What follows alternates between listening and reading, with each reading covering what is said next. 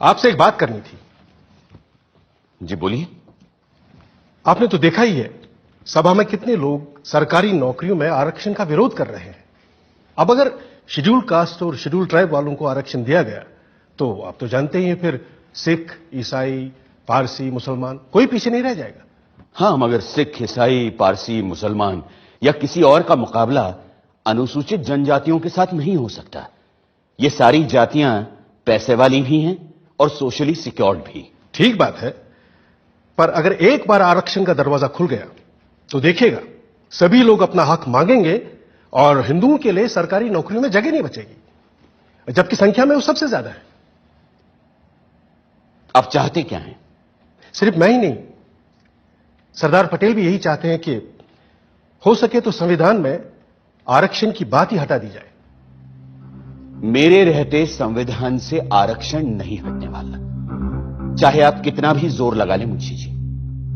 पर कोई रास्ता तो हो सकता है ना? हां, एक रास्ता है। मैं ही हट जाता हूं संविधान की ड्राफ्टिंग कमेटी से। अरे फिर आप लोग जैसा चाहें वैसा संविधान बना लीजिएगा। सुनिए भीमराव सुनिए तो। उस दिन से डॉक्टर अंबेडकर ने संविधान का मसौदा बनाने का काम बंद कर दिया और ये भी संदेशा भेज दिया कि वो ड्राफ्टिंग कमेटी से ही नहीं, लॉ मिनिस्टर के पद से भी इस्तीफा दे देंगे। ऐसे गुणी, मेहनती और जिम्मेदार इंसान के जाने की आशंका से खलबली मच जाना लाजमी था। अब एक ही रास्ता सामने था और एक ही संकट मोचक।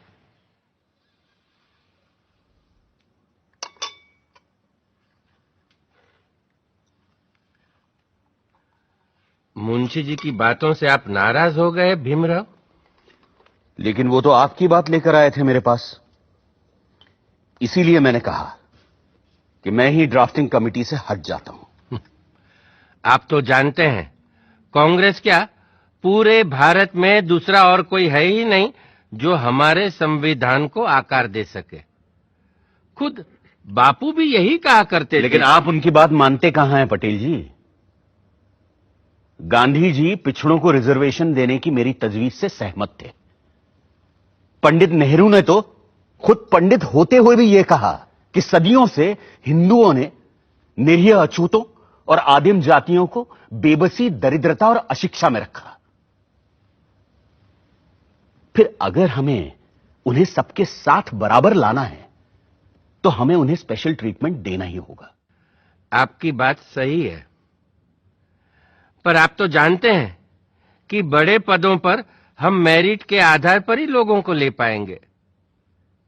तो फिर क्लर्कों की नौकरी के लिए इतना बड़ा जोखिम उठाना?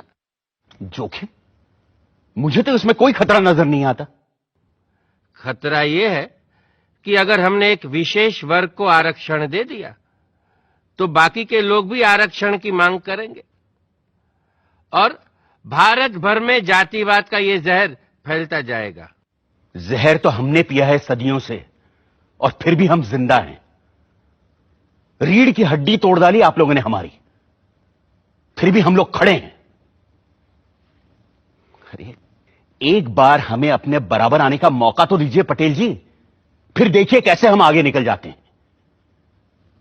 और यह काम बिना आरक्षण के नहीं होगा।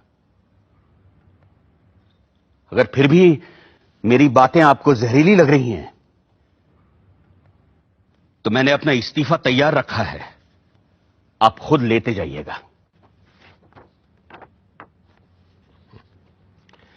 मैं बड़ा जिद्दी आदमी हूं अंबेडकर जी, लेकिन मूर्ख नहीं हूं, किसान हूं। देखकर ही बता सकता हूं कि कौन सा बीज कल मुझे अच्छी फसल देगा।